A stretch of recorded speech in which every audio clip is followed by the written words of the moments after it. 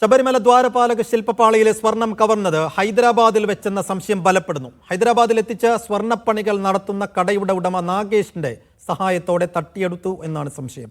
അന്വേഷണത്തിന് മേൽനോട്ടം വഹിക്കുന്ന ADGP H. വെങ്കടേഷ് നാളെ സന്നിധാനത്തെത്തി അന്വേഷണ പുരോഗതി വിലയിരുത്തും.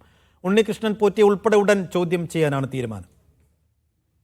ദ്വാരപാലക ശില്പത്തിലെ സ്വർണ്ണപ്പാളികൾ ഉണ്ണികൃഷ്ണൻ പോറ്റിയുടെ നിർദ്ദേശപ്രകാരം സുഹൃത്ത് അനന്ത സുബ്രഹ്മണ്യനാണ് ഏറ്റുവാങ്ങിയത്. ആദ്യം ബംഗളൂരുവിലും പിന്നീട് ഹൈദരാബാദിലും സ്വർണ്ണപ്പാളികൾ ഇയാൾ എത്തിച്ചു. ഹൈദരാബാദിൽ സ്വർണ്ണപ്പണികൾ നടത്തുന്ന ഷോപ്പിന്റെ ഉടമ നാഗേഷിനാണ് പിന്നീട് ഇത് കൈമാറിയത്. 39 ദിവസം നാഗേഷ് സ്വർണ്ണപ്പാളികൾ കൈവശം വെച്ചു. പാളികൾ ഉരുക്കി സ്വർണം വേർതിരിച്ചെടുത്ത ശേഷം മറ്റൊരു പാളിയാണോ നാഗേഷ് സ്മാർട്ട് ക്രിയേഷനിൽ എത്തിച്ചു നൽകിയതെന്നാണ് പരിശോധിക്കുന്നത്.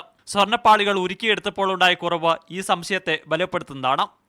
ചെന്നൈയിലെ സ്മാർട്ട് ക്രിയേഷൻ ഓഫീസിൽ SIT സംഘം ഇന്നും പരിശോധന നടത്തി. ഡിജിറ്റൽ തെളിവുകളടക്കം പരിശോധിച്ചു.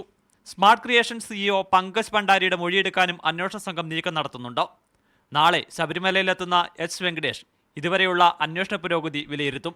തുടർ നടപടികളെക്കുറിച്ചും അന്വേഷണ സംഘത്തിന്റെ ആദ്യ യോഗത്തിൽ ചർച്ചയാകും. SITയുടെ ഓഫീസും പമ്പയിൽ ആരംഭിച്ചിട്ടുണ്ട്.